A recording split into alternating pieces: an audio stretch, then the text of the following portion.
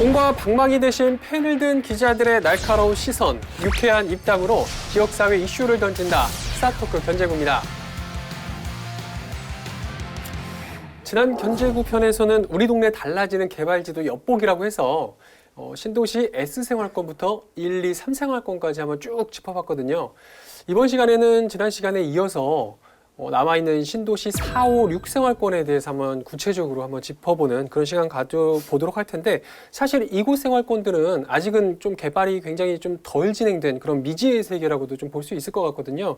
그래서 굉장히 이 시간을 시청자분들께서 보시면 앞으로 좀 행복도시의 미래 발전상이 좀 어떤지 보는 그런 좀 의미 있는 시간으로도 가져볼 수 있지 않을까, 뭐 그런 생각 좀 가져보거든요. 사립생활권은 지금 이제 사생활권만 조금 아파트들이 들어서고 그렇죠. 있는 그런 상황이고, 대부분 이제 지나가다 보면은 거의 이제 황무지고, 그렇죠. 이제 포크레인이라든가 그렇죠. 공사 차량들이 왔다 갔다 하면서 땅을 조성하는 단계 이렇게 좀 볼 수 있을 텐데요. 어쨌든 그 지난 시간에서 그 1, 3생활권과 S생활권을 돌아봤는데 요 좁은 세종시 땅덩어리에서 무슨 변화가 그렇게 있겠어라고 생각을 할 수도 있을 것 같아서 그렇죠. 잠깐 예시를 좀 들어봐 드리면, 네. 보통 이제 어떤 뭐 개발 공사가 있을 때 여의도 면적의 몇 배 이런 그렇죠. 표현들을 많이 쓰잖아요. 그래서 여의도 면적이 2.9 제곱킬로미터라고 이제 단위가 나와 있는데, 네. 행복도시 예정 지역하고는 어느 정도 크기 차이가 있는 줄 아세요? 저는 그냥 저기 행복도 세종시요? 세종시 전체? 그러니까 여의도 면적을 그냥 쉽게 3제곱킬로미터라고 봤을 때 네. 예정 지역 신도시는 네. 어느 정도 차이가 있을까요? 그 면적 크기가. 아 저기 행복도시만? 그렇죠. 동지역? 그렇죠. 여기는 수학이 안 돼서 안 돼요. 네. 제가 문제를 낸 게 잘못인 것 같아요. 그렇죠. 3분의 1 정도 안 될까?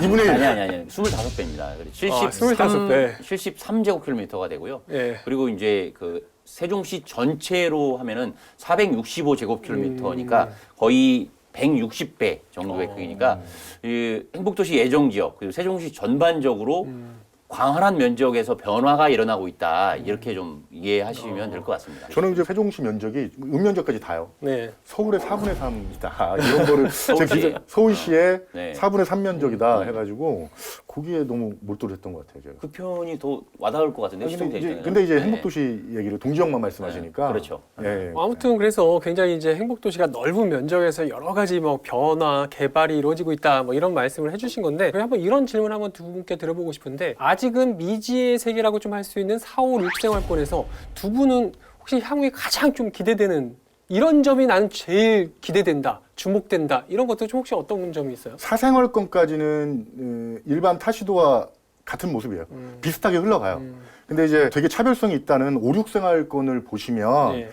우리 세종시는 좀 다른 시도하고 좀 차별성이 느껴진다 하는 게 지금 좀 국가적 과제로 지금 뭐 밀고 있죠. 뭐 소위 말해서. 그래서 스마트시티 국가 시범도시로 이제 세종시가 선정되면서 네. 이쪽에서 어떻게 건설이 될 것인가. 그리고 여기서 하나 보태는 게 세종시의 신성장 동력을 확보할 수 있는 곳. 그래서 이런 것들이 다 접목되면서 세종시가 좀 타시도하고 가장 차별을 이룰 수 있는, 세종시는 저런 것들이 있네, 이런 목소리가 들릴 수 있는 곳이 바로 5, 6생활권이지 않을까. 실제 이제 기능상으로 봤을 때 이제 4, 5, 6생활권의 기능 자체가, 사생활권은 원래 대학, 그다음에 기업, 연구 기능 중심이었고, 그다음에 5생활권은 의료복지 뭐 이런 것이었고, 그다음에 6생활권은 첨단 산업 단지 뭐 이런 부분이었는데, 지금은 좀 컨셉이 조금씩 바뀌고 있어서 사생활권의 첨단 산업 기능도 같이 좀 맞물려 가는 그런 느낌이 좀 있고요. 5생활권은 의료 부분은 물론 미래지향적으로 가고 있지만, 스마트 시티라는 새로운 신산업의 어떤 전초기지의 역할로서 주목되는 생각이 되고 있고, 6생활권의 성격이 아직은 조금 애매한, 뭐 자율주행 특화단지도 만든다고 하고 있고, 뭐 미세먼지 특화단지도 만든다고 하고 있고, 뭐 어떤 주거 특화라든지 아니면은 뭐 신기술 특화 이런 부분들이 조금씩 부분적으로 도입은 되고 있는데, 그런 부분이 좀 없는 부분이 있고, 4, 6생활 전체로 봤을 때 그냥 막연하게나마 랜드마크로서 조금 기대될 만한 부분은 저는 AI 스마트 센터. AI 스마트 센터. 아직 확정은 안 됐어요. 확정은 예. 안 됐고, LHS 용역 중이고, 세종시가 적극적으로 밀어붙이고 있는데, 지하 2층, 지상 25층 높이의 전망 기능을 포함한 네. 스마트 그 시티의 모든 기능, 모든 민간 기업, 그 다음에 또 지원 기능 이런 것들이 총망라한 집적화된 도시를 컨트롤 타워 하는 그런 역할로서 이제 주목받는 곳이라서 그게 하나에 25층짜리가 들어서면은 거기서 전망대도 가고 레스토랑도 가고 뭐 이렇게 하면서 이제 되게 좋은 공간이 되지 않을까. 근데 정말로요. 타시도야 접목을 못 시킬 거예요. 근데 5, 6생활권은 디지털 전환 그리고 AI 그러니까 국가적으로 관심 갖는 것 미래도시 아까 말씀하신 모든 세종시는 그걸 쉽게 접목시킬 수 있는 곳이 저는 5, 6생활권이라고 보고 있거든요. 그래서 그 지금 정부에서 발표하는 거나 우리 도시 방향을 봤을 때 곧바로 세종시에 적응될 수 있다. 그러니까 정말 이제 5, 6생활권은 제가 봤을 때는 이제 대한민국의 미래가 될 수 있는 도시라고도 거창할 수 있지만 저는 그렇게 보고 있습니다. 네. 미래에 대해 거는 기대가 굉장히 좀 남다르다라는 점을 좀 알 수가 있었던 것 같은데 오늘 이렇게 해서 지난 시간에 이어서 오늘 이 시간에는 4생활권부터 6생활권까지 어떤 점이 좀 많이 바뀌게 될지 지금부터 본격적으로 이야기 나눠보도록 하겠습니다.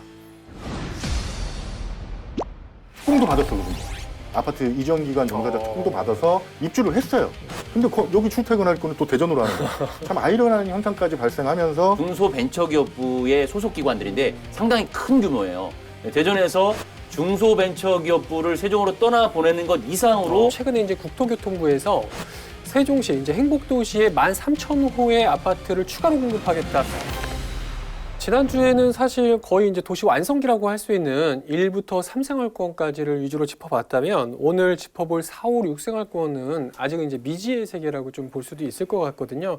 아직은 입주가 많이 이루어지지 않았기 때문이라고 좀 봐야 되는 거겠죠? 일단 4생활권부터 보면 4-1의 반곡동 같은 경우에는 뭐 입주는 뭐 거의 많이 이루어졌다라고 보시면 될 것 같고요. 약 그 4,900세대 정도 규모의 그 입주가 마무리가 되고 있고, 근데 여기에 국민 임대 아파트 유형의 아파트가 한 1,500세대가 또 추가로 공급을 준비 중인 부분이 있어서 아직 주거지 부분이 확실하게 자리를 굳힌 부분은 없다라고 보시면 될 것 같고, 이제 4-2 생활권이 가장 중요한데 이제 지편동 같은 경우에는 약 3,304세대가 이제 공급이 됐고 올해 하반기부터 입주를 시작한다 이렇게 보시면 될 것 같아요. 그래서 지금 뭐 상업 기능도 하나도 없고 더더군다나 4-2 생활권의 핵심 기능인 세종 테크밸리와 뭐 대학, 기업 이런 부분에 있어서는 조금씩 뭐 산학연 클러스터부터 해가지고 윤곽을 드러내고 있는데 아직도 조금 허허벌판인 부분이 있어서 앞으로 그 더 채워가야 될 부분이 많은 것 같고, 뭐 5생활권은 마찬가지로 이제 황무지인 그렇죠. 상태에서 하나씩 이제 미래를 그려가는 과정이고, 6생활권은 지금 6-4생활권만 작년 하반기 정도에 이제 입주를 시작해서 이제 거의 입주율이 7-80% 정도까지 왔다고 하고요. 이제 그 옆에 6-3 산울동이 이제 그 올 초에 분양과 함께 이제 본격적으로 주거지 조성 단계에 돌입했다 이렇게 볼 수 있을 것 같습니다. 현재 이제 상황을 굉장히 좀 정확하게 좀 짚어주신 것 같고 이 중에서도 이제 4생활권부터 한번 본격적으로 살펴보도록 하겠습니다. 아마 대다수 시민들께서 4생활권 하면 아마도 머릿속으로 그리기를 법원검찰청이 들어올 곳이다. 이런 머릿속에 가장 좀 각인돼 있지 않을까 이제 그렇게 생각이 들거든요. 너무 사실 오래된 현안이고 여전히 뭐 원만하게 해결되고 있는 상황은 아니어서 다소 이제 아쉽기도 한 상황인데 워낙에 그래도 이제 4생활권에 이제 중요하다 보니까 이 점은 또 짚고 넘어가지 않을 수가 좀 없을 것 같아요. 법원검찰청 그 설치를 위한 개정안이 법원설치법 개정안이 처리가 안 됐어요. 아쉽게도. 그래서 어떻게 보면 국회법 개정안, 국회 세종사당 설치를 위한 국회법 개정안에 가려서 그 그늘에 가려서 지금 많이 좀 죽은 그 상태예요. 근데 여기서 또 아쉬운 점이 이제 딱 세종 법원 검찰청이 아니에요 또. 그래서 대전지방법원 세종 지원으로 해서 검찰청까지 따라붙는 이 상황이 돼버리니까 좀 아쉬운 부분도 있긴 해요. 근데 어쨌거나 저쨌거나 유치는 해야 돼요. 왜냐하면 대전, 청주를 보더라도 법원 인근 그리고 그 파급력은 되나요? 맞아요. 상가 순환율이나 그리고 뭐 먹거리 상권 활성화 뭐 기다리는 바예요. 근데 지금 어떻게 될지는 모르겠지만 거기에 또 구치소 건립 계획도 문제죠. 법원이 들어오면 검찰청까지 따라오게 돼 있거든요. 근데 검찰청 들어오면 조사받을 거 아니에요. 뭐 어떤 범죄자들이나. 그럼 구치소가 있어야 되고 또 들어가고 또 대기할 수 있는 곳이 있어야 되는데 그 계획에 대해서도 해결할 것들을 준비를 해야 되거든요. 여러 가지 문제들이 있는데 가장 시급한 건 법원설치법 개정안이 가장 시급하죠. 법원 설치법이라는 것은 어떤 대전지법 세종 지원을 설치하는 흐름인 거고, 그리고 이제 하나 더 덧붙이면 이제 세종 행정법원 설치 행정소송법 개정안도 같이 강준현 국회의원에 의해서 대표 발의가 돼서 날짜가 왜 6월 25일 한국전쟁 발발인지는 모르겠는데 이상한 팀이 아니 여러 원래 머리가 법원 좋아요. 검찰이 전쟁터 아닙니까? 네. 뭐 다양한 싸움들이 일어나는 곳이에요. 그래서 그런 얘기인지 모르겠는데 아무튼 이걸 쟁취하기 위해서는 지금 그 각 상임위의 계류 중이거든요. 올해 공론화를 다시 시켜서 한판 또 싸움을 벌여야 돼요. 그래서 쟁취해내야 되는 법안들이거든요. 그래서 올해 또 가장 기대가 되는 2개 법안이 세종 시민들을 기다리고 있다. 이렇게 보셔야 될 것 같습니다. 이승동 기자께서 잠깐 언급은 하셨지만 원래 이제 법원이 들어서게 되면 검찰청이 또 들어서게 되면 그 옆에는 구치소가 당연히 따라 붙어야 되는 거 아니겠습니까? 구치소 계획이 있다 이런 얘기를 제가 들은 바가 좀 없는 것 같아서 좀 약간 의아하기도 하거든요. 세종시라든지 행복도시건설청 공직자분들한테 이제 구치소도 먼 미래에 계획이 되어 있는 요소다라고 얘기를 들었기 때문에 네. 한번 또 다시 한번 이번 방송을 계기로 해서 추가적으로 알아보는 과정들이 좀 있었는데요. 예. 현재 계획상으로 봤을 때 만약에 대전지법 세종지원이 들어서게 되면 그 규모상 구치소가 들어설 수는 없을 것 같다라는 판단이 좀 있고요.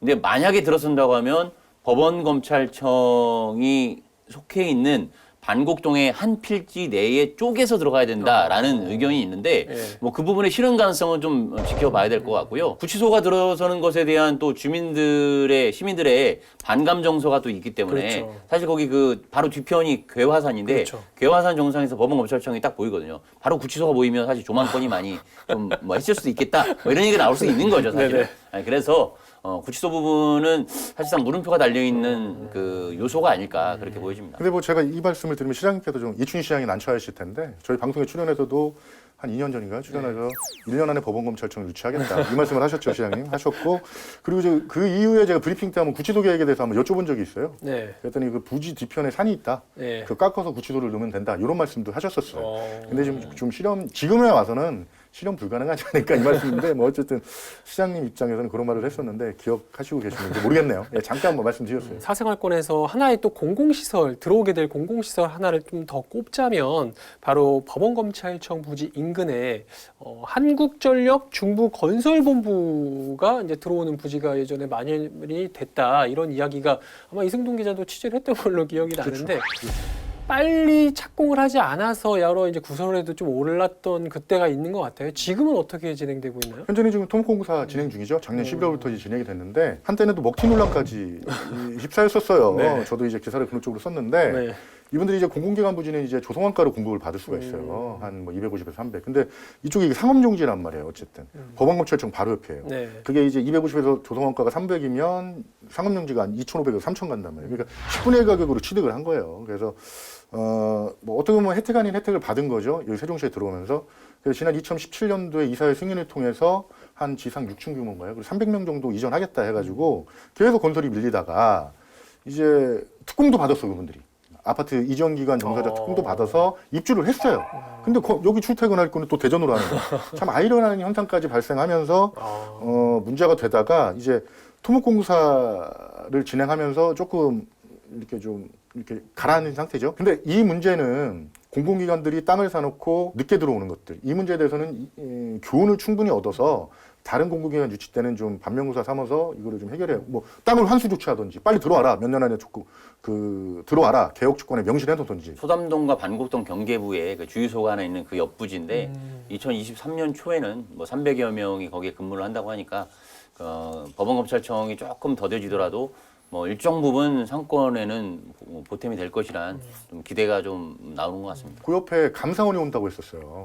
감사원이요? 감사원이요. 서울에 있는 감사원? 그렇죠. 그래서 행복청이 상업용지로 공공용지로 바꿔버린 거야. 감사원 온다니까. 뭐 어디 반대의 목소리를 좀 이렇게 막고서 이제 했는데 감사원이 포기를 했어요. 그래가지고 그 공공용지로 돼버렸잖아요. 그래서 기재부가 기획재정부가 비축용지로 그걸 샀어요.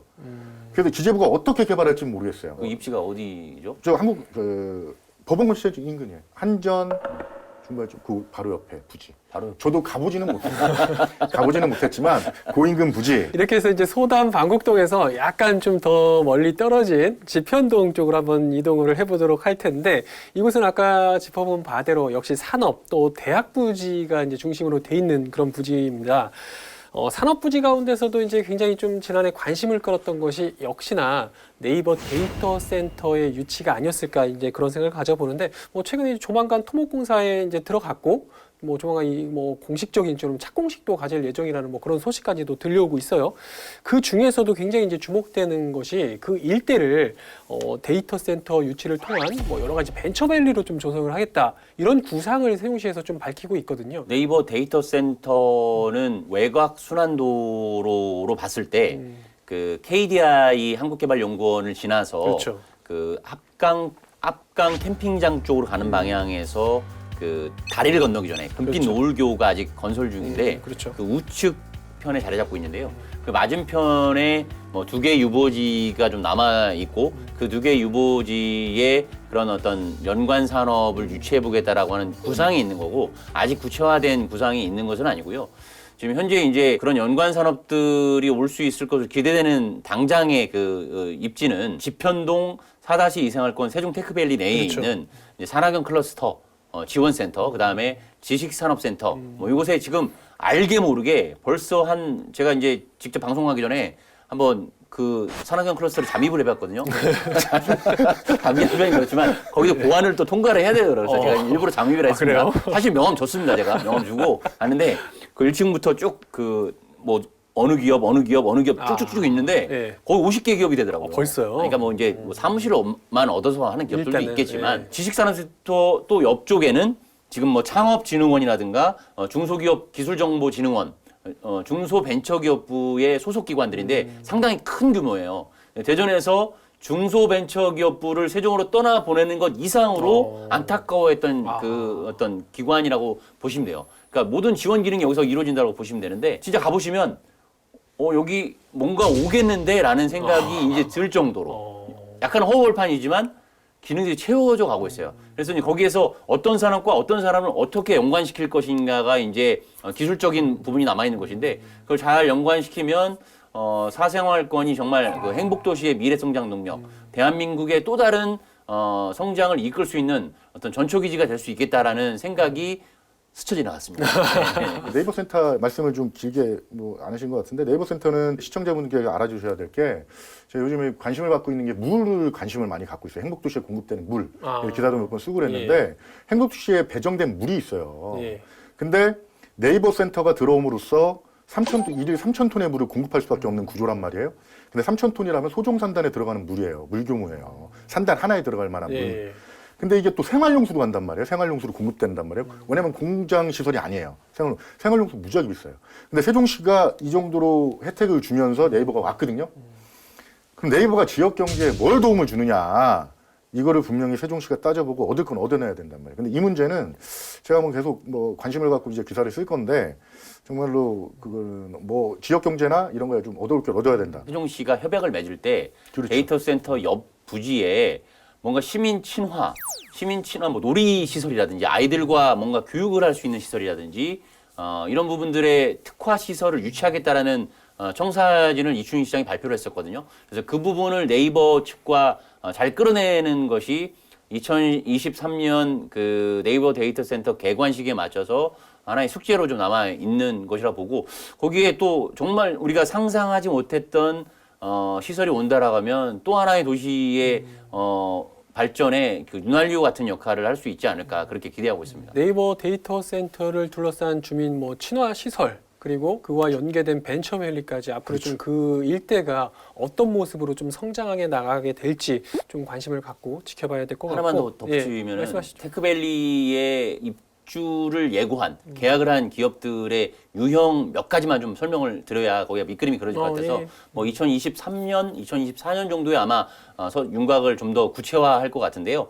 뭐 스마트시티 교통 관련 업체, 바이오 분야 업체, 환경 분야, 안전과 국방 분야, 그다음에 뭐 동영상, 애니메이션, 방송, 통신, 그다음에 5G 통신 시스템, 뭐 무대 장치, 뭐 빅데이터까지 다양한 분야가 이쪽의 기능들이 올 예정이다라는 것도 한번 머릿속에 이렇게 구상을 해두시면은 보탬이 될 것 같습니다. 야, 미래 진짜 산업이네요. 미래 그렇죠. 산업이네요. 네. 그 미래 산업에 진짜 정말 그 먹거리를 네. 좀 만들어 나가는 명소가 될 수 있는. 요새는 굴뚝 산업은 네. 없는 거니까요, 이쪽에는. 예. 자, 사생활권의 이제 좀 마지막 어떻게 보면 이제 사실상의 좀 핵심이었죠. 주민들께서 입주민들께서도 가장 좀 기대했던 것이 역시 이 기능이 아닐까 싶은데 역시 대학 유치였습니다. 대학 부지가 이제 떡하니 거기에서 굉장히 넓은 광활한 부지를 좀 자리를 잡고 있는데 뭐 가장 세종시에서 지지부진했던 그런 과제가 좀 아니었나 이제 그런 생각도 좀 가져보면서 그런 와중에서도 얼마 전에 그나마 좀 반가웠던 소식이 공동 캠퍼스를 조성을 하는데 공동 캠퍼스에 들어올 입주 대학들이 어느 정도 윤곽을 드러냈다는 뭐 그런 소식 아니었겠습니까? 정확하게는 공동 캠퍼스 위치와 개별 캠퍼스 위치가 좀 약간 궁금해하기도 한데 개발 계획도 상으로 볼 때는 좀 어떻게 구분을 좀 지어야 되는 거죠? 바로타, BRT 중심 도로가 있잖아요. 그렇죠. 그래서 삼생활권부터 사생활권까지 쭉 타고 가다가 반곡동을 지나서 네. 우측에 그 미래차 연구센터가 있는 산학연 클러스터 지원센터가 그렇죠. 있어요. 그리고 그 위에 또 지식산업센터가 우측에 같이 있는데 그 건너편 BRT 도로변에서 그 건너편 그러니까 우측이 또 한편의 우측편이라고 보면 되겠죠. 거기가 이제 그 공동 캠퍼스로 뭐 이제 다양한 대학들이 들어오고 뭐 기숙사를 같이 쓰고 운동장을 같이 쓰고 식당을 같이 쓰는 그런 기능들이 그렇죠. 배치되는 곳이라고 보시면 될 것 같고. 네이버 데이터 센터하고도 거의 가까운 정도라고 가깝고 보시면 될 것 그리고 같아요. 이제 하나 더 말씀드리면 이제 더 우측으로 가서 외곽순환도로상에서 그 왼쪽으로 지식산업센터를 바라봤을 때 거기서부터 분양형 그 캠퍼스가 필지가 하나씩 마련이 되면서 네이버 지식센터 건너편 좌측까지 이렇게 일렬로 분양형이 캠퍼스가 조성이 된다. 이렇게 해서 그 공동 캠퍼스와 분양형 캠퍼스가 이렇게 구분이 돼서 배치가 돼서 기업들과 자연스럽게 그 클러스터를 형성을 해서 연관 산업의 시너지 효과를 부여한다 이렇게 보시면 될 것 같습니다. 멋있어요. 예, 말씀은 멋있어요. 근데 이제 출산율이 낮으면서 미래를 봤을 때 대학들이 힘들어질 거를 뻔하게 알고 그 대학들이 투자하기도 꺼려하고 그리고 문을 닫는 대학들도 많이 나올 거란 말이에요. 그래서 아이디어를 낸 거죠. 그래서 공동 캠퍼스로 해서 분양형, 임대형으로 나눠서 분양을 했는데 대학들이 지금 선정이 됐죠. 임대형 캠퍼스에서 가장 주목을 끄는 거는 서울대 행정대학원이에요. 서울대 행정대학원이 왔다는 걸로 해서 언론에서도 좀 크게 보도를 했고 그렇죠. 그래서 서울대가 왔어? 뭐 이런 이미지. 근데 이분들이 얼마나 그 어떤 사교 모임이 될 수도 있는 것이고 아니면 정말로 지역 경제 활성화 위해서 세종시의 위상을 높일 수 있는 그런 대학원이 될 수 있는 것도 있을 거고 그 이외에 충남대 의대, 충북대 수의대, 뭐 KDI 대학원, 한밭대 대학원 입주했고요. 그리고 분양형 캠퍼스에는 뭐 지역 대학들이 많이 입주했네요. 공주대 그리고 충남대 인공지능 그리고 충남대 정보통신기술대학원이 입주를 했어요. 그래도 가장 신경 써야 될 부분은 그래도 뭐냐면 해도 개별형 단독 캠퍼스가 들어와야 될 거 아니에요. 근데 미래가 어떻게 될지 모르겠어요. 지금 대학들이 투자를 할 가치가 있느냐, 애들을 학생들이 끌어모을 수 있느냐. 그래서 이 부분에 대해서 좀 지구 단위 변경도 좀 감안을 해서 좀 고민을 해야 될 부분도 있는 것 같은데요. 향후 이제 상황은 지켜봐야 되겠죠. 공동 캠퍼스에서 일부 대학에 입주했다라고 표현을 해주셨지만 입주가 결정이 이제 된 거죠. 이렇게 그럼요. 보면 될 것 네, 같고 네. 그 못지않게 앞으로 이제 개별 캠퍼스들을 어떻게 유치해 나갈 것이냐 이게 이제 굉장히 좀 중요하다 이렇게 좀 바라보고 있는 것 같아요. 네, 거기서 이제 또 시민들이 관심 가질 부분은 이제 6개 대학 입주가 확정이 됐지만 그러면 과연 거기가 언제 그러면 문을 열고 학생들이 활보하면서 식사를 거기서 뭐 돈을 내면서 지불하고 지역사회의 어떤 보탬이 되는 활동들을 할 것이냐라는 부분인데 2024년 2월에 공동 캠퍼스가 개교 예정이고요. 그 시점에 맞춰서 지금 6개 대학이 같이 이렇게 맞물려 들어서 조금 뭐 시차가 있을 수는 있겠지만 그 시점 전후로 해서 이제 개교를 한다 이렇게 보시면 될 것 같고 앞으로 이제 3년 뒤면 행복도시에 있는 첫 좀 대학이 입주할 수 있지 않을까 이제 그렇게 기대를 가져보고요. 사생활권에서 마지막으로 좀 하나만 짧게 하나 짚어보도록 하죠. 그 행복도시에 이제 건립되고 있는 아파트들이 굉장히 이제 특화 설계로 요즘에 이제 주목을 많이 받고 있는 이제 그런 상황이 많이 있는데.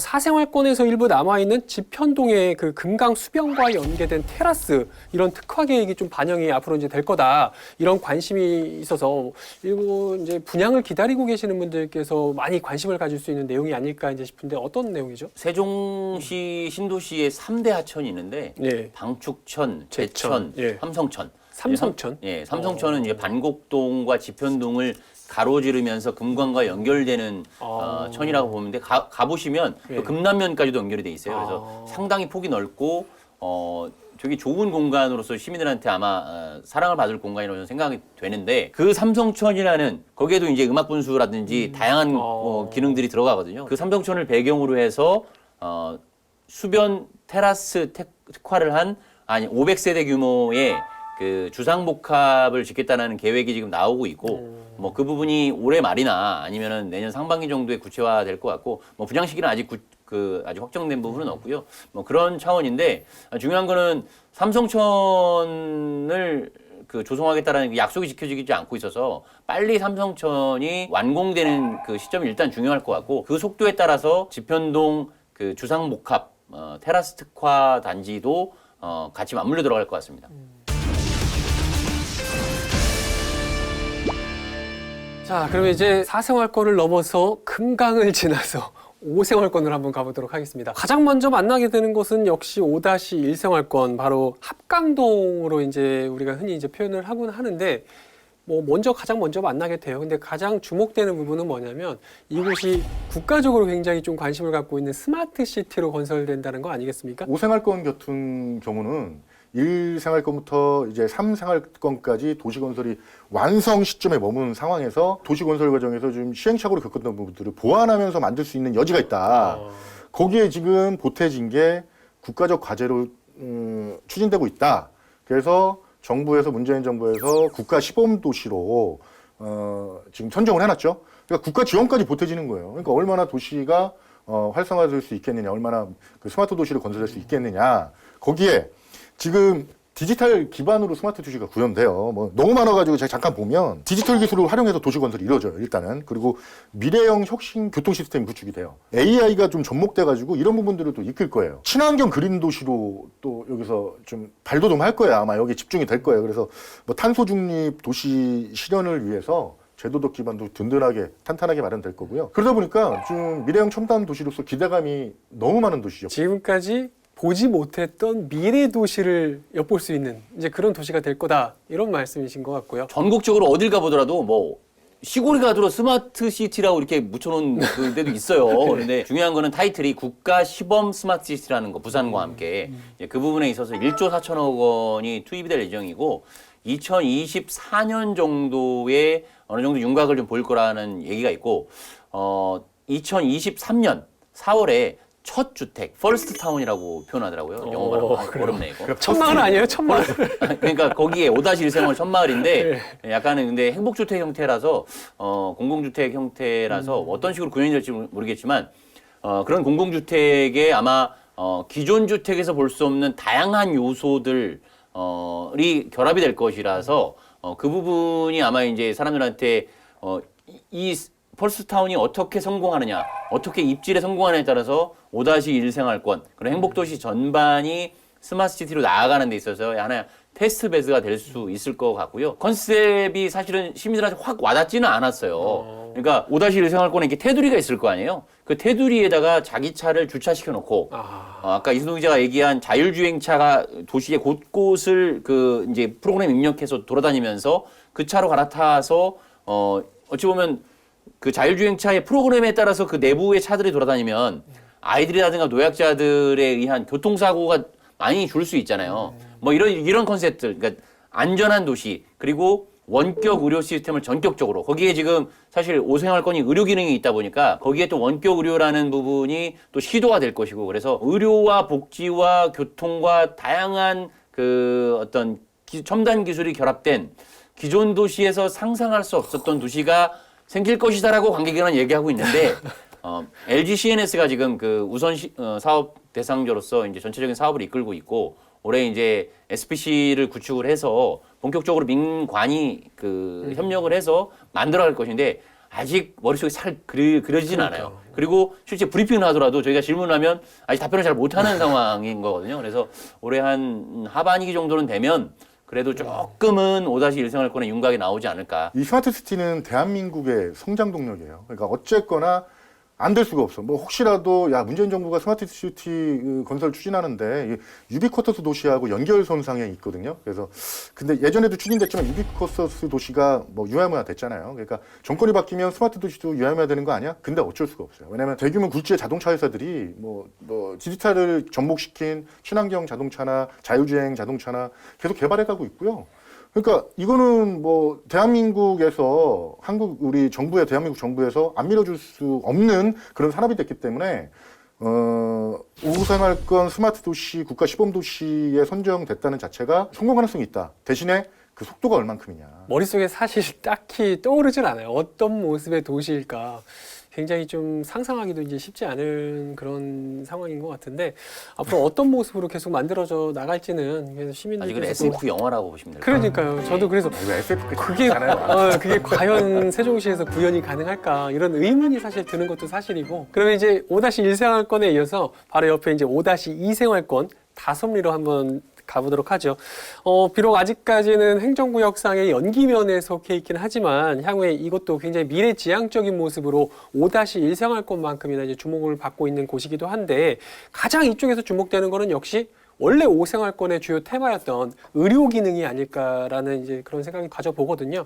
좀 어떻게 개발된다고 봐야 될까요? 5-2 생활권 다솜리는 아무래도 5-1 생활권과 바로 인접해 있는 생활권이다 보니까 그 어떤 기능의 파급 효과가 같이 미치고 또 연관될 수밖에 없는 생활권이라고 보셔야 될 것 같고요. 작년에 행복도시건설청이 어떤 개발계획 비전을 제시할 때 명칭을 스마트 헬시시티, 그러니까 스마트한 건강도시라는 어떤 비전을 제시했거든요. 그러니까 쉽게 말해서 의료 특화를 하는 생활권이다. 세종시 신도시의 전반적인 생활권에서 의료 부분이 상당히 특화될 수 있는 근데 이제 거기서 또 중요한 부분은 이것도 아직 막연한 구상이라는 거죠. 그러니까요. 그러니까 그럼 과연 의료 특화를 뭘로 할 것이냐? 예. 그럼 의료기관이 와야 되는데 오려고 하는 기관이 있느냐? 아직은 없거든요. 사실 그런 부분이 없거든요. 그래서 그 부분도 아마 이제 행복도시건설청이나 세종시가 이제 전국적으로 어떤 의료 기능을 유치를 할 것인가, 아니면 신설할 것인가 이런 부분들을 타진해 나갈 것인데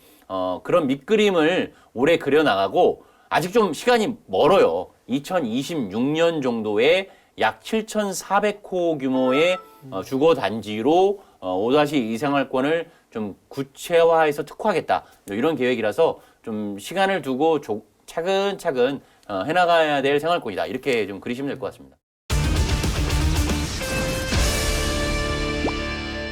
자, 그럼 이제 드디어 행복도시의 마지막 이제 6생활권으로 한번 가보도록 하죠. 6생활권 같은 경우는 최근에 이제 산울리 같은 경우가 올해 첫 아파트 분양으로 해서 굉장히 많은 사람들이 이제 관심을 끌었기도 한데 이 중에서 이제 특히 6생활권에서 6-1 생활권이 최근 들어서 이제 굉장히 좀 주목을 받고 있는 상황이에요. 공중파 시대. 공중파 방송 시대가 드디어 세종시에서 열릴 수도 있겠구나 이런 기대감을 이제 갖게 만들고 있는 곳이기도 한데 어떤 소식이죠? 6-1 생활권에 반드시 뭐 들어온다는 것은 아니고요. 그렇죠. 세종시가 이쪽을 유력하게 생각하는 건데 지난달 서울 MBC 사장과 이춘희 시장이 만나서 양해각서를 체결했어요. 그래서 세종시의 근시일 내에 세종 MBC를 설립하고 지원하겠다는 협약이거든요.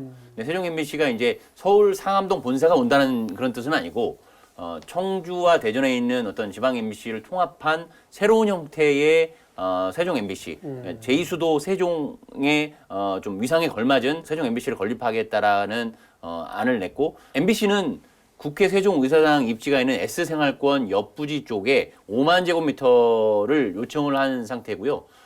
세종시는 역으로 6-1 생활권 쪽의 누리리 쪽으로 가면 좋겠다라는 어떤 의견을 낸 상태여서 앞으로 조율 과정에서 어디로 갈지는 좀 봐야 되는데 중요한 건 어쨌든 국회 세종의사당이 가시화되는 흐름 속에서 이제 공중파 방송사의 중심이 또 한 번 세종시로 조금씩 옮겨오고 있다라는 흐름에서 좀 주목할 부분이라고 보시면 될 것 같습니다. 지금 시점에서 이런 얘기가 나오는데 세종시가 지금 이게 이룰 게 있느냐. 세종의사당까지 온다고 하고 이러는데 MBC? 방송사가 와? 이렇게 하면 뭐 수도권 또 뭐 주민들이나 아니면 뭐 타시도 질투, 시기 질투.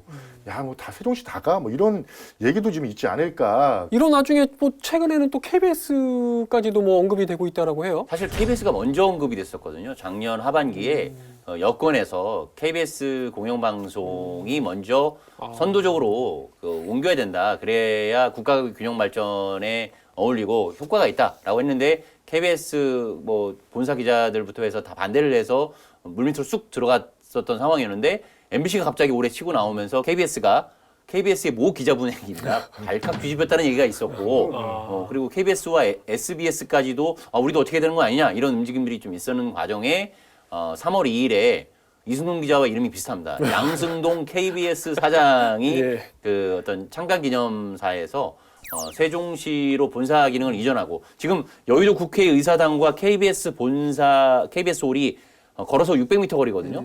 근데 이게 같이 온다라는 그런 느낌이 딱 저는 들더라고요. 그래서 맞물려서 가겠다. 그리고 KBS가 세종만 오겠다는 것은 아니고 KBS의 다양한 부분 기능들은 지방으로 분산 배치하겠다. 이런 부분이어서 되게 이제 국가 균형 발전 그 어떤 그 이상하고는 되게 맞는 방향이다 이런 생각이 들었는데 이건 역시도 과연 이제 현실화될지는 아직은 의문인 상태라고 봐야 될 것 같습니다. KBS 사장의 입장을 조금 이해할 것 같아요. 제가 사장이라면 대한민국 공영방송이잖아요. 국가 KBS 사장이 그럼 가만히 있을 수는 없는 상황이지 않았느냐. 왜냐하면 뭐 문재인 정부의 그 균형 발전 차원에 의한 뭐 세종의사당 설치도 나오고 국회 본원 이전도 나오는 상황에서 좀 한마디 언급할 수 있다고 보고요. 그리고 지난해 KBS 이전설이 나오면서 지금 세종시도 되게 움츠려들었고 이 얘기 왜 나와? 나오지 말았으면. 왜냐면 아까 좀 전에 말씀드렸듯이 반발감 때문에 KBS까지 내려가 여기에 큰 의미를 두느냐 안 두느냐는 뭐 시청자분들의 몫이겠죠. 현재 언급되고 있는 사실 6-1 생활권 누리리가 원래 이제 기능은 사실 폐기물 종합 처리장이 들어오는 것으로 기획이 됐던 것으로 저는 알고 있거든요. 그랬다가 뭐 지금 최근에는 친환경 종합타운이라고 해서 이름이 좀 바뀌었지만 굉장히 좀 면 지역으로 좀 가는 거에 대한 그런 분위기가 유도가 되면서 일부 면 지역 주민들께서 굉장히 좀 반발하고 있는 상황도 좀 연출이 일부 되고는 있거든요. 6-1 생활권에 대한 그 기능이 좀 자체적으로 바뀌었다 이렇게 보면 되는 건가요? 두 가지 사안이 있었죠. 그 폐기물 처리 시설 그리고 또 신세종 복합 화력발전소인가요? 예, 두 가지 사안이 있었는데 일단은 폐기물 처리 시설에 대해서 말씀을 드리자면 폐기물 처리 시설을 설치하면서 이제 동지역 행복도시 폐기물 처리를 하자. 그리고 전동면에 폐기물 처리 시설은 읍면적을 처리하자. 뭐 이런 구상이 있었는데 지금 통합 운영을 하면 뭐 예산이 되게 좀 축소될 거다. 그래서 연간 운영비가 한 40억 절감이 되고 통합 설치했을 때 한 276억 정도의 좀 절감 효과가 있다. 이래서 시가 관련 용역을 통해서 통합 설치 쪽으로 무게를 두고 그쪽으로 가고 있는 상황이에요. 그래서 지금 이제 전동면으로 친환경 종합센터가 유치가 되느냐 안 되느냐. 그거는 말씀을 드리는 게 두 곳이 전동면에서 두 곳의 마을이 신청을 했죠. 그래서 향후에 어떻게 될지 모르겠지만 통합 설치가 이루어질 것으로 보이고요. 또 하나 이제 그 관심이 가는 게 신세종 복합 화력발전소가 건설된다는 건데요. 이게 월산 공단 있잖아요. 산업단지. 그 누리리, 영종현 누리리. 그 일원에 이제 건설이 돼요. 그래서 과거에 이제 중부발전이었죠. 그 한솔동이요. 그 한국 천연가스 발전소하고 어깨를 같이 하면서 세종시 내에 열 에너지를 공급하는 역할을 맡는 그런 발전소가 이제 건설될 예정이에요. 그래서 뭐 이 부분도 되게 관심을 갖고 지켜봐야 될 사안이죠. 공중파 첫 진출의 생활권이 될 수 있을지 또 뭐 신세종 복합 화력발전소가 원만하게 잘 추진될 수 있을지 6-1 생활권 한번 지켜봐야 될 것 같고요. 다음으로는 6-2 생활권 한별리를 한번 살펴보도록 할 텐데 이곳은 아직 역시 5 생활권만큼이나 좀 구체화되지는 않아 보이는 것 같아요. 좀 어떻게 현재 구상이 되고 있습니까? 세종 충남대병원을 지나서 네. 좌측에 산울동 6-3, 그다음에 그렇죠. 우측에 해밀동 6-4를 지나서 이제 좌측에 또 만나는 네. 6-2 생활권인데요. 최근에 행복도시건설청의 업무계획상 발표된 것에 의하면 그쪽의 콘셉트는 자율주행 특화 단지로 간다라는 부분인데 말씀만 딱 들으면 자율주행차가 많이 활보하고 다니고 거기에 테스트 베드가 되겠구나라는 뭐 이제 머릿속에 그러실 것 같고 교통이 되게 편리한 부분에 있어 첨단 교통 시스템이 많이 되겠구나 뭐 이렇게 머릿속에 그릴 수 있을 것 같아요. 그러니까 예를 들면 지금은 그 바로타 BRT 그 정류장에 가면 카드를 꺼내서 그 결제 시스템에 대야지만이 입장이 가능했다고 하면 그냥 카드를 꺼내지 않아도 자동적으로 몸에 어떤 무슨 뭐 칩을 가지고 있거나 카드를 가지고 있으면 자동 인식이 돼서 결제가 되는 뭐 이런 형태를 구현해서 어떤 탑승객들의 그 버스 이용에 편의를 가져준다든지 아니면 미래형 첨단 교통 시스템을 도입한다든지 뭐 이런 식으로 해서 모르겠습니다. 그냥 뭔가 이름을 뭔가는 특화는 해야 되기 때문에 그냥 가져다 붙인 건지는 모르겠지만 근데 어쨌든 자율주행 산업이 지금 테크밸리, 세종 테크밸리를 중심으로 지금 활성화되고 있기 때문에 어느 단지에인가는 테스트베이가 필요했고 그것이 6-2 생활권으로 타깃이 설정된 것이 아닌가 이렇게 보여지고 있습니다. 이렇게 6-2 생활권까지 짚어봤는데 6-3 생활권 산울리는 현재 개발이 공동주택 중심으로 해서 진행이 되고 있고 6-4 생활권 같은 경우는 해밀리여서 지금 현재 일부에 굉장히 많은 아파트가 현재는 입주해 있는 상황이고 6생활권도 이런 식으로 이제 많이 가고 있는 것 같은 모습이 듭니다. 그런데 다만 최근에 이제 국토교통부에서 세종시 이제 행복도시에 13,000호의 아파트를 추가로 공급하겠다 여러 가지 이제 공동주택을 이제 짓는 그런 계획을 발표를 한 바가 있는데 이런 상당 부분 양이 아마도 6생활권 쪽에 더 지어지지 않겠느냐 이런 전망이 좀 일부 나오고 있다고 해요. 판별리하고 누리리 사이 그리고 여기면 보통리 그 인근이거든요. 면적으로 행복도시가 좀 이렇게 넓어졌다 이 얘기예요. 그래서 기존 그 면적이 한 0.13% 정도 늘어나는 수치거든요. 그래서 2025년쯤에 외곽 순환도로 개통 시점에 맞춰서 늘어날 것이다. 근데 이게 왜 늘어났냐 봤더니 연기미행장 그 폐쇄 수순하고 그리고 외곽도로 순환도로상 그 5-6생활권 일부 구간이 이제 변형되면서 이런 얘기가 나오거든요. 그래서 뭐 어떻게 보면 행복도시 동지역이 면적으로 좀 확대될 수 있는 그런 여지에 뭐 물꼬를 트는 상황이 아닌 거냐. 그래서 뭐 이거는 뭐 도시계획 지구대내 계획이나 그 전환을 변경을 둘 때 되게 큰 좀 의미를 둘 수 있다고 저는 보여지거든요. 그만큼 넓어지는 만큼 아파트 공급이 아마 많이 이루어지지 그럼요. 않을까 이제 네. 그런 생각을 좀 가져보게 되는데 행복청에서도 최근 연초에 업무 계획을 발표하는 과정에서 올해뿐만 아니고 앞으로의 그런 아파트 공급 대책에 대해서 좀 내놓은 바도 있잖아요. 행복도시 예정 지역이 그 넓어지면서 그 공간을 어떻게 활용할 것인가에 대한 구상이 들어갈 수밖에 없을 것이고, 근데 그 과정에서 이제 현 정부의 부동산 정책에서 아파트 값이 잡히지 않다 보니까 공급을 변창흠 국토부 장관 체제에서 공급을 늘리는 정책들이 나오고 있었고, 그 과정에서 갑자기 행복도시 예정 지역에 13,000호를 추가로 공급하겠다라는 발표가 2월 달에 있었거든요. 그래서 조금 의아스러운 부분도 있었는데 이미 행복도시는 인구 계획에 따라서 20만 호를 예정 지역에 공급을 해서 지금 현재 이제 12만 호를 공급했고 이제 8만 호를 남겨둔 상황이어서 인구 50만 도시로 가는 데 있어서 그 로드맵대로 가면은 차질이 없었던 것이었거든요. 근데 갑자기 13,000호가 추가가 된 거거든요. 그럼 인구가 50만에서 53만 정도로 늘어난다는 의미가 되는 거거든요. 근데 이제 그런 특별한 대책을 하면서까지 왜 늘렸는지에 대한 거는 조금 더 분석을 해봐야 될 텐데 아무튼 행복도시의 그 앞으로 공급될 주택이 93,000호까지 될 것이고 그 13,000호의 핵심 입지가 바로 이번에 늘게 되는 그 부지 내에 상당 부분이 들어갈 것이다라는 지금 분석이 나오고 있습니다. 어디까지나 뭐 재생일 수도 있는데요. 지금 도시계획이 지구단위 계획이 자꾸 변경에 거듭을 하면서 지금 20만 호 공급이고 주택용지가 줄어들고 있어요. 학교용지도 다시 주택용지에 들어가고 그렇다 보니까 이쪽 면적을 좀 행복청 같은 경우는 확보를 해야 되지 않을까요? 그 주택용지 같은 것들을요. 그래서 면적을 좀 그래서 늘리는 것도 아닌가 이 생각도 저는 조금 들고 있거든요. 4생활권부터 6생활권까지 이렇게 해서 한번 달라지게 되는 그런 개발 지도를 한번 살펴봤는데 사실 앞으로 지금도 이미 많이 변화되고 있지만 앞으로 또 달라져야 될 개발 지도들 상당히 많이 엿볼 수가 있었던 것 같아요. 앞으로 행복청이나 세종시에서 이런 개발 여건들을 좀 수정해 나갈 때 어떤 점을 좀 가장 고려를 앞으로 해야 된다라고 보시는지 두 분께서 마지막 좀 정리 발언 한번 해주시겠어요? 아무래도 제일 중요한 거는 행복도시가 추구하고 있는 방향성, 국가균형 발전과 수도권 과밀 해소, 그다음에 그 지방 분권 이런 부분들의 핵심적 가치를 실행을 하면서 기존 도시 갖고 있는 문제점들을 해결하는 모범적인 세계적 도시를 건설하는 데 있어서 다양한 기능들이 한데 어우러져서 시너지 효과를 낼 수 있는 뭐 그런 부분들을 맞춰가는 데 기능 개편이 있어야 될 것이고요. 근데 그 과정에서 불가피한 어떤 사유재산권과의 충돌이라든지 또는 뭐 님비 현상, 핀피 현상 뭐 이런 부분들을 잘 그 이해관계자들을 설득해 나가면서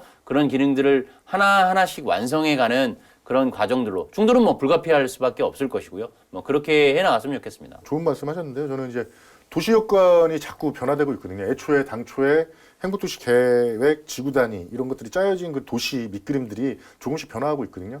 어쨌거나 뭐 더 좋은 시설이 들어올 수 있고 또 뭐 우리 동네 앞에 더 나쁜 시설이 들어올 수 있고 뭐 이런 뭐 여러 가지 변수가 있겠지만 어쨌든 도시 여건이 변화되면서 일어날 수 있는 그런 것들을 시민들의 의견을 수렴해서 과감하게 좀 지구 단위 계획 변경할 건 변경하고 그리고 시민 소통 그리고 시 정부랑 뭐 시민들 소통 국가 정부의 지원 이런 것들로 해서 좀 도시가 완벽하게 건설됐으면 좋겠어요. 두 차례에 걸쳐서 세종시 신도시 S생활권부터 1에서 6생활권까지 달라지는 개발 여건에 대해서 한번 살펴봤는데 다음 시간엔 정말 마지막으로 이제 읍면 지역까지 한번 짚어보도록 하겠습니다. 사실 최근에 이제 세종시가 국회 이전 또 여러 가지 행복도시도 이제 굉장히 개발이 이제 어느 정도 마무리 단계에 와 있기 때문에 사실 읍면 지역까지 여러 가지 개발 여건이 굉장히 확대되고 있는 그런 여건들이 좀 많이 엿보이는 것 같아요.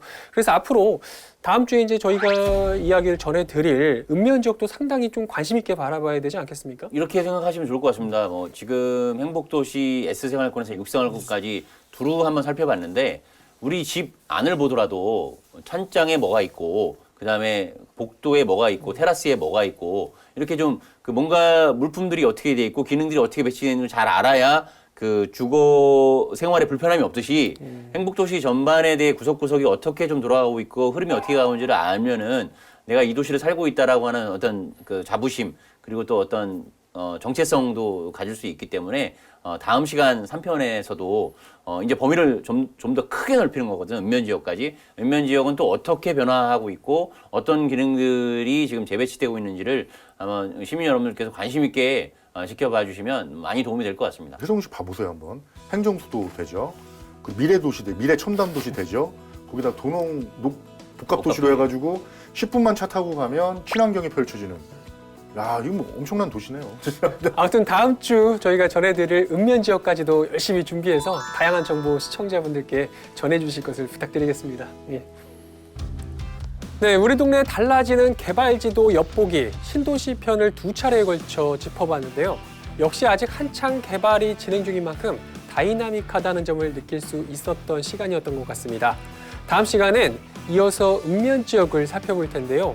국가 주도로 건설되고 있는 신도시와는 달리 세종시가 주도하는 읍면 지역의 개발 지도는 또 어떻게 달라지는지 계속해서 관심 가져주시기 바라겠습니다. 이상으로 시사토크 견제구 마칩니다. 시청해주신 여러분 고맙습니다.